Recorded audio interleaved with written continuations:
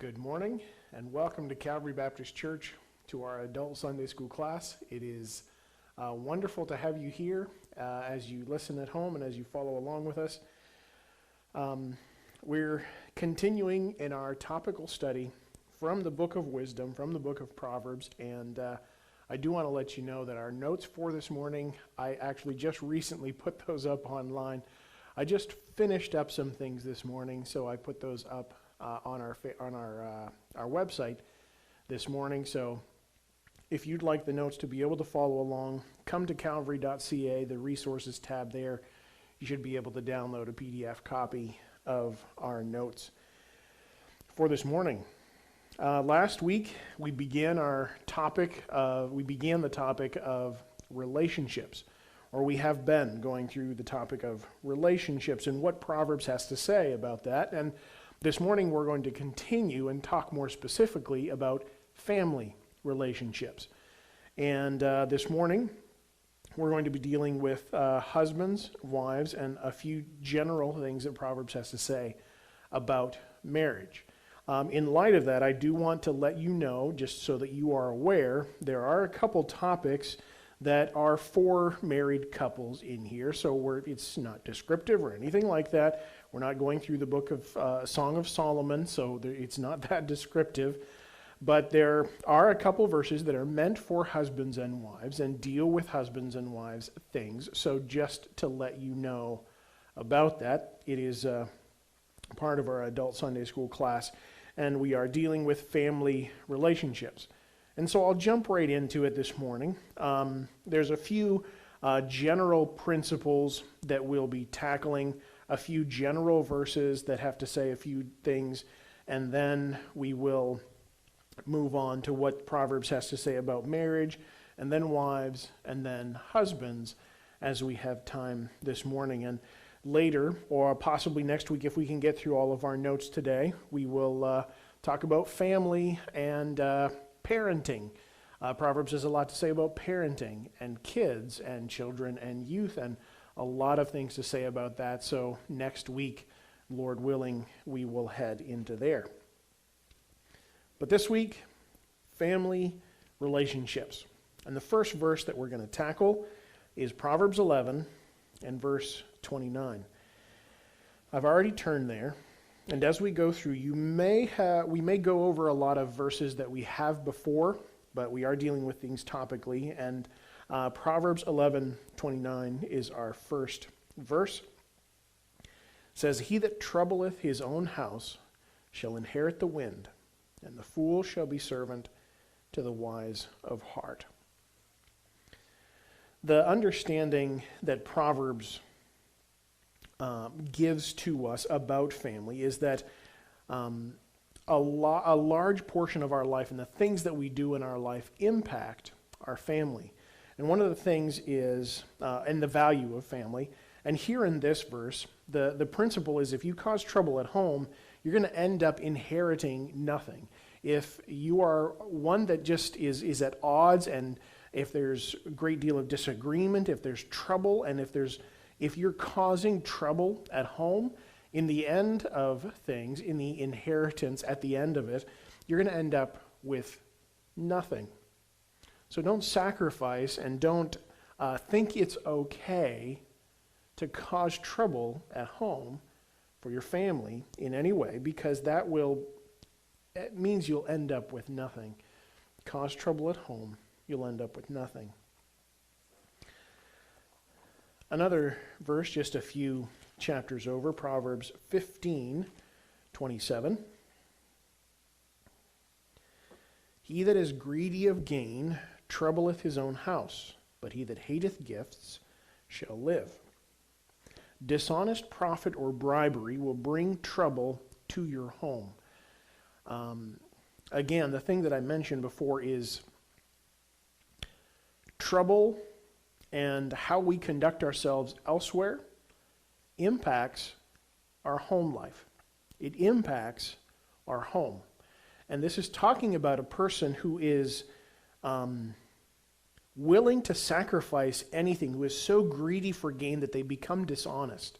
And they're willing even to accept bribes because gain or financial gain, the greed of getting things is so great that it drives them to dishonest profit. It drives them to accept bribes. And there's a lot of people that think that you can separate home from work, but if there's a lack of character at work, that's going to impact your home life. It will bring trouble to your home. So dishonest profit or bribery will bring trouble to your home. Life is not subdivided into pieces that do not connect one with another. Everything in your life is connected. So when you cause trouble in one place, it impacts others as well. And then Proverbs 17:13.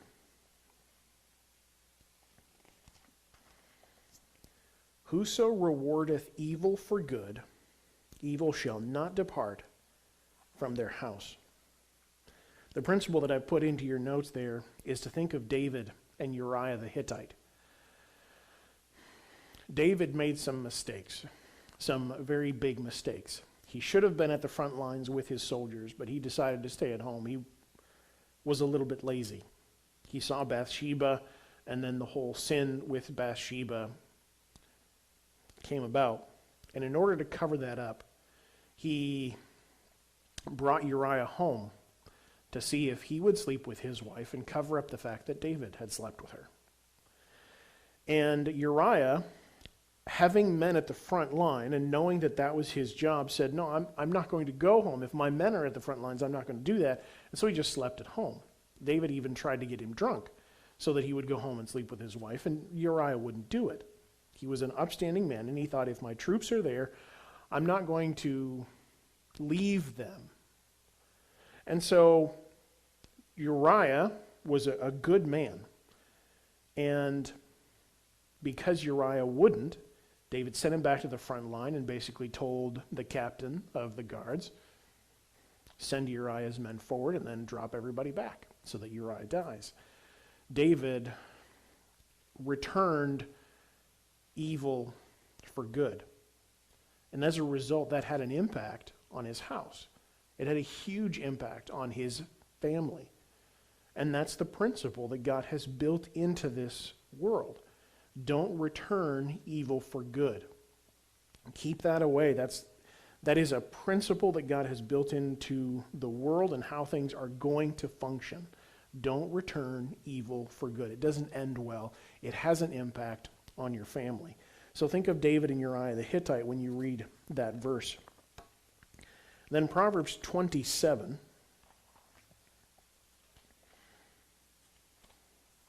Proverbs 27 and verse 8. As a bird that wandereth from her nest, so is a man that wandereth from his place. Proverbs does a wonderful job, and the Bible does a wonderful job of bringing so many beautiful pictures into truths and principles. And this one is a poignant principle that Solomon included for us here. As a bird that wandereth from her nest, so is a man that wandereth from his home. It's not that a bird should never leave the nest, but it's the idea that for a bird who is guarding her children on her nest, that is her primary responsibility. And the bird should not be wandering from that responsibility and going elsewhere.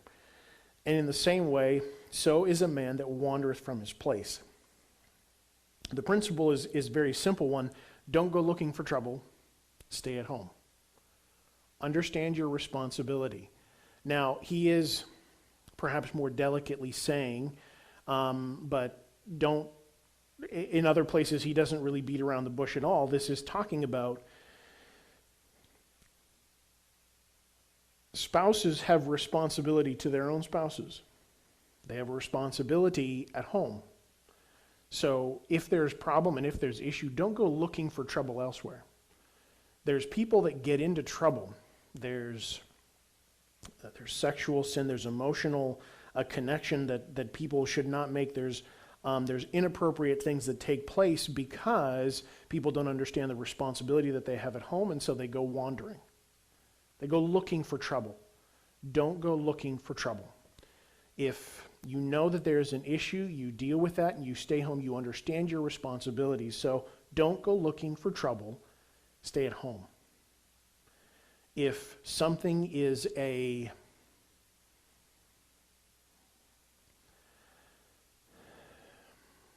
if there is sin that is appealing to you, don't put yourself in a position to wander by it. Don't play with sin. Could go into a lot more, could spend a lot more time there, but the principle is very simple. Don't go looking for trouble. Stay home.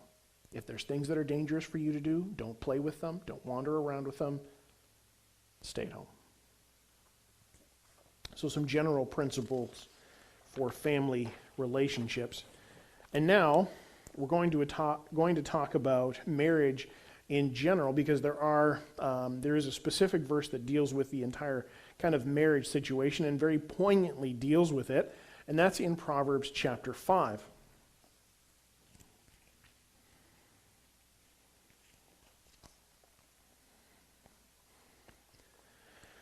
Proverbs chapter 5, verses 15 through 21. It says, "Drink waters out of thine own cistern, and running waters out of thine own well. Let thy fountains be dispersed abroad, and rivers of water in the streets. Let them be only thine own, and not strangers with thee. Let thy fountain be blessed, and rejoice with the wife of thy youth. Let her be as the loving hind and pleasant roe. Let her breasts satisfy thee at all times, and be thou ravished always with her love. Why wilt thou, my son, be ravished with a strange woman, and embrace the bosom of a stranger? For the ways of man are before the eyes of the Lord, and he pondereth all his goings." While Solomon here uses very figurative language and paints a great picture here, the idea is a very, very simple one, and it's very to the point. Your wife or spouse should be the only thing that you look to quench your sexual thirst.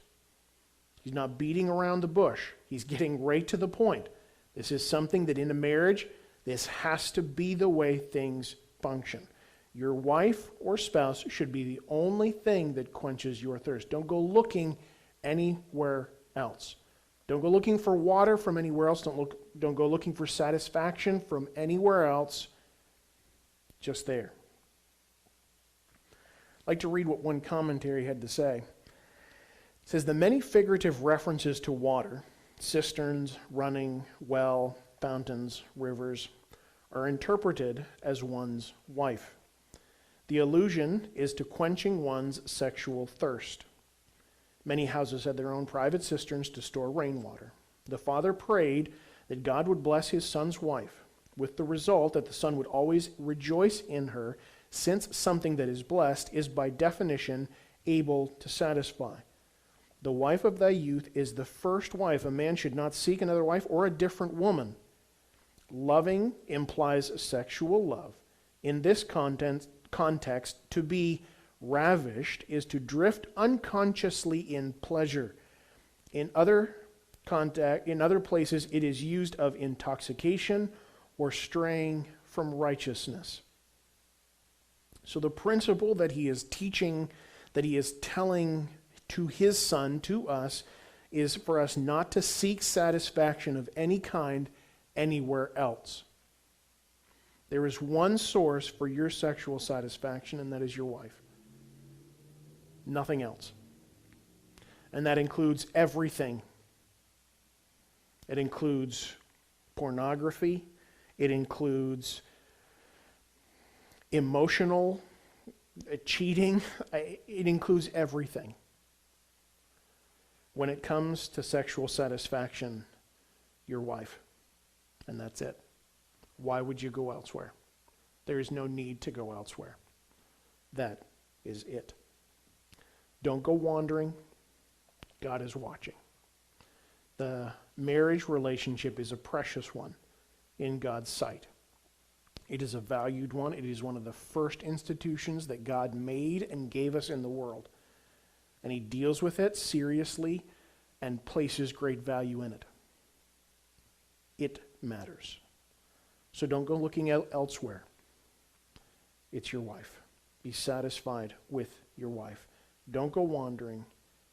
God is watching. So he gets right to the point. Now let's move on from that. We're going to tackle relationships, specifically the marriage relationship, and now look at a lot of verses that have to deal with the wives and written specifically for the wives, and then there are a number of verses specifically written towards a husband. Now, as we go into this next portion, I do want to remind you that much of the book of Proverbs was written by Solomon to his son. And so a lot of it is from a man's perspective to a son. He often doesn't address specifically women, but that kind of happens on the side. It's a great deal of aiming towards his son, what he should look for, and the different things about that. So just remember that as we go through. Proverbs was written by Solomon for his son, but the principles and the verses here apply all across the board, though sometimes they are addressed directly to a son. Proverbs 12:4, the first one that we'll tackle here. A virtuous woman is a crown to her husband, but she that maketh ashamed is as rottenness in his bones. Something that is virtuous was of excellent quality. That wasn't specifically something that was used only in reference to a person. That word could have been used for something that was made very, very, very, very well, had excellent quality. Most of the time it is ascribed to a person, but that's what virtuous means. It's something of very excellent quality. And that includes a moral excellence as well, but it is more than just that. It is something of excellent quality. And it's used to describe an all-around competence and quality. As I said, just an all-around virtuous something. And so the principle that Solomon leaves for us, that the Word of God leaves for us, is to be the kind of person that fills your spouse with pride and joy, and not one that rots their insides. A person that makes ashamed is someone who's just constantly doing things that they know vex the spouse. They know that they don't like that. They know that there is an issue there, but they purposefully do things anyways, and it just makes the person ashamed. And it just rots them from the inside out. So the principle is, be a spouse that fills your spouse with joy, not one that rots their insides. Again, there's just such striking imagery that it uses here. Next, 18:22. Proverbs 18:22. Whoso findeth a wife findeth a good thing, and obtaineth favor of the Lord. Now this, when you first read this verse seems less important than it actually is. What he is saying is, if you find a good wife, you have found success. Finding a good thing is literally, you have found success. If all that you did in life was find a good wife, your life would be qualified as a success. That's literally what it means. Whoso findeth a wife findeth a good thing, findeth success. I can pat myself on the back. I am a success in life. Whoso findeth a wife findeth a good thing. If you find a good wife, you have found success. One of the literal definitions of success is finding a good wife. And then the last portion there, and obtaineth favor of the Lord. Finding a good wife actually makes God smile. To obtain the favor of the Lord that word is actually used of putting a smile on someone's face. You put a smile on the face. You obtain favor from the Lord. So not only does it make you smile, but it makes God smile as well to find a good wife.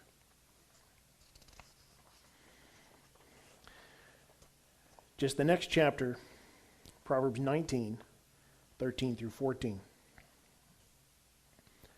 A foolish son is the calamity of his father, and the contentions of a wife are a continual dropping.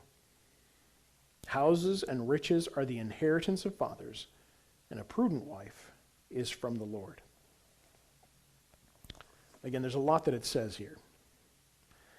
But when it says contentions, it means a consistent conflict, bitter conflict. And a wife that is seeking constantly a bitter conflict is like a leaky roof. That constant drip that is annoying and that is unsolvable and that you can't deal with. That's what it's like. The second thing that's kind of written in there in the first portion of verse 14, and we're going to deal with this verse again when we talk about fathers as well. And in fact, I'll skip over that part. Fathers do have a responsibility to look after their children. The second part of there, the principle there is don't be an angry and argumentative spouse. That's the principle that he's talking about in these two verses. Don't be an angry, argumentative spouse. And about that last portion of verse 14, one of the commentaries said, one receives inheritance as a family blessing, but a wise wife is a result of divine blessing. There are physical things that we have responsibility for, that we have input in, houses and riches, and leaving those and passing some of that on to our children. That's a human interaction. That is a family blessing. But a wise woman, a prudent woman, is something that is a result of divine blessing. That's not something that is the result of human effort. It is literally a blessing from God. The next few verses all have to deal with the same topic, all deal with the same principle and idea. In Proverbs 21, in verse 9, it is better to dwell in the corner of the housetop than with a brawling woman in a wide house. And I'm going to read through all four of these verses. They're very similar in nature. It is better to dwell in the wilderness than with a contentious and an angry woman. Proverbs 25 and verse 24. It is better to dwell in the corner of the housetop than with a brawling woman and in a wide house. And then Proverbs 27, 15 and 16. A continual dropping in a very rainy day and a contentious woman are alike. Whosoever hideth her hideth the wind, and the ointment in his right hand, which bewrayeth itself. The basic principle: don't be an angry and argumentative spouse. That last verse says that trying to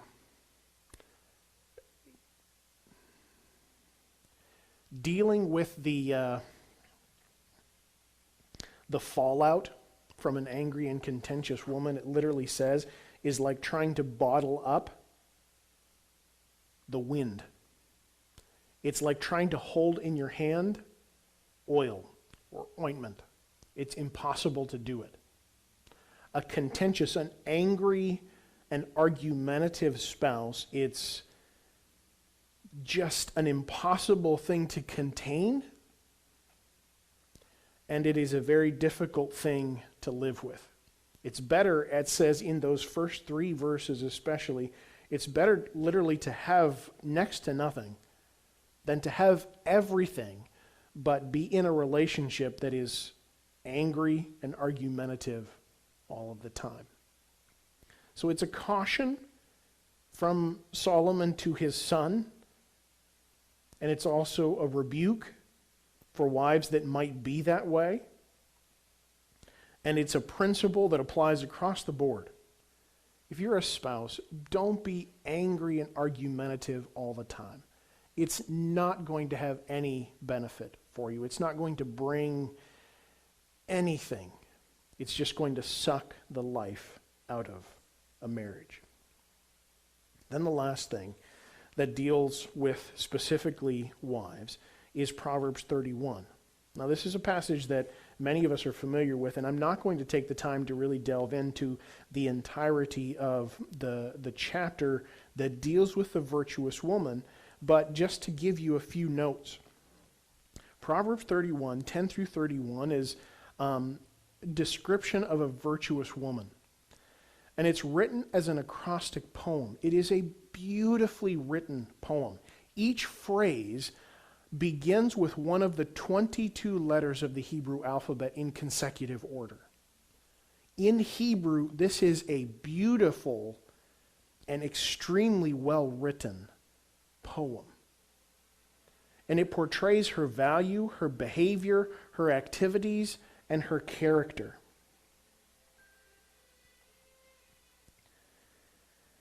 Proverbs deals with 3 women over the course of the book.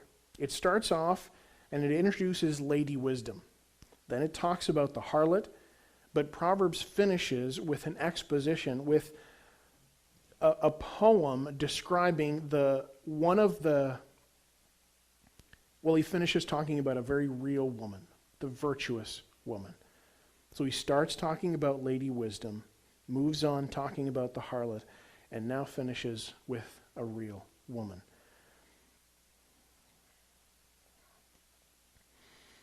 One commentary said, just as most of the exhortations to the son in the rest of Proverbs can be applied to all people of both genders, everyone can learn from the example of this virtuous woman. This is a marvelous picture of a virtuous woman. The importance that Proverbs places on a good wife, on a good woman.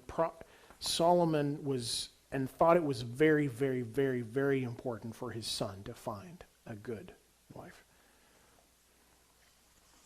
So there's a lot that Proverbs has to say about wives. Now perhaps I will just touch on the beginning of what he has to say. There's just a few verses that deal with husbands, so I'm going to tackle them.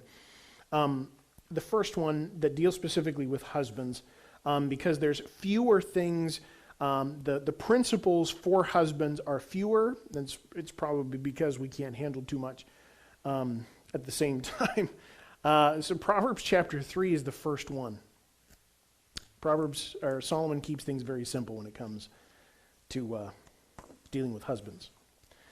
Proverbs 3, 11 and 12. My son, despise not the chastening of the Lord, neither be weary of his correction. For whom the Lord loveth, he correcteth, even as a father the son in whom he delighteth. Kind of 2 things that we garner from that we kind of get out of that verse. And they're very simple. Correction and discipline are out of love. When discipline comes from any other place but love, it doesn't work. It doesn't work right. Correction and discipline are out of love and are a sign of love. If you are disciplining because you are angry and frustrated, it is not accomplishing its purpose, and it is not being done correctly. Correction and discipline are out of love and are a sign of love. Anything other than that is not accomplishing what you want it to accomplish. Correction and discipline are out of love and are a sign of love. Fathers, remember that. Bore it into your mind. If you are disciplining and it is out of anger, deal with that first. Discipline, correction are out of love and are a sign of love. Next, there's a few verses that Proverbs deals with and puts together. The next one is a section of verses, Proverbs 4, verses 1 through 9. Hear ye children the instruction of a father, and attend to know understanding. For I give you good doctrine. Forsake ye not my law, for I was my father's son, tender and only beloved in the sight of my mother. He taught me also, and said unto me, Let thine heart retain my words, keep my commandments, and live. Get wisdom, get understanding, forget it not, neither decline from the words of my mouth. Forsake her not, she shall preserve thee. Love her, she shall keep thee. Wisdom is the principal thing.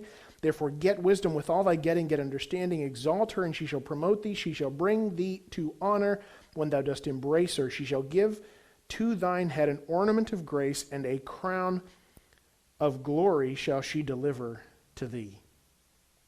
Hear, my son, and receive my sayings, and the years of thy life shall be many. Proverbs 13:1. And I'll read all three of these together and then make one very simple principle. Proverbs 13:1. A wise son heareth his father's instruction, but a scorner heareth not rebuke. And then Proverbs 15 and verse 5. A fool despiseth his father's instruction, but he that regardeth reproof is prudent. The principle is very simple. Fathers, it's your job to teach your children. The wisdom, the principles, and the guidance that they need for life, that's your job. No one else's. That's your job.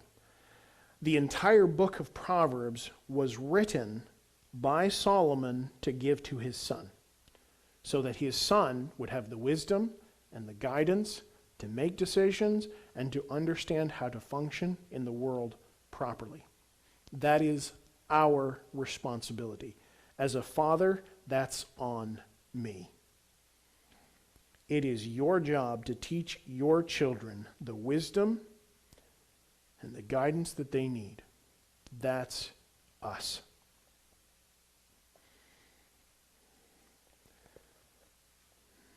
Proverbs 17 and verse 6. This is a unique one. I love this one. Children's children are the glory of old men, and the glory of children are their fathers.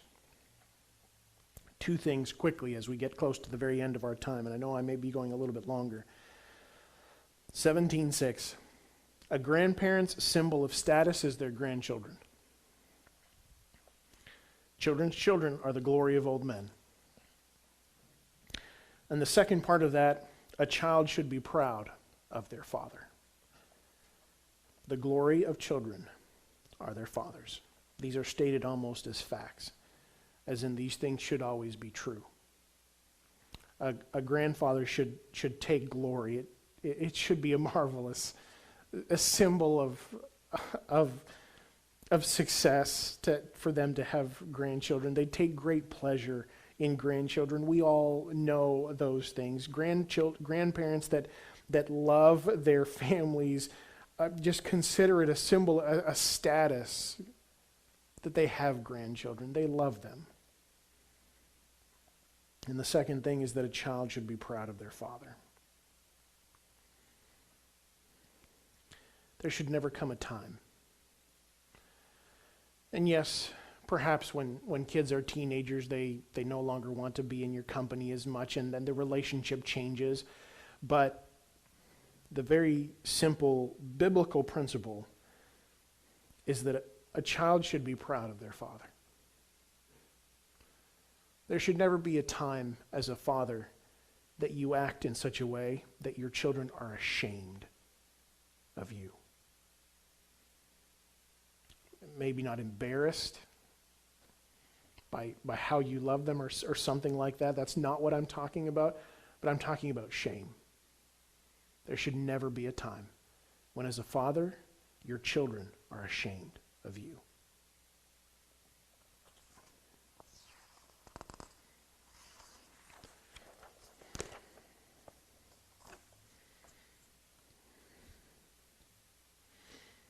I'm going to finish up with one verse. And I'm sorry, I am going a little bit over time. But since this is live stream, you can just stop and go back later and pick up the pieces. Proverbs 19:13. And I'll just read this one. There's a section of 3 verses here. A foolish son is the calamity of his father, and the contentious of a wife are a continual dripping. The rest of the verses say a lot of similar things. The principle in these last 3 verses, and I would encourage you to look through them, to get the notes and to look through them. The principle is simple. Your legacy will be your children. Men often think that their legacy is what they've done with their hands, the work that they've accomplished, but that's not the case. Your legacy will be your children. Your joy will be their success. Spend your time appropriately. So for men, book of Proverbs keeps things very simple. Very simple indeed. First of all, your legacy will be your children. Correction and discipline out of love and as a sign of love. And fathers, it is our job to teach our children the wisdom and the guidance that they need. We have a great responsibility. And these are some of the things. Next week we'll go into a little bit more about what Proverbs has to say about parenting and about children and youth and a lot of those different things. But I wanted to make sure we got through these verses today. Thank you for tuning in, folks. God bless you, and we'll see you later.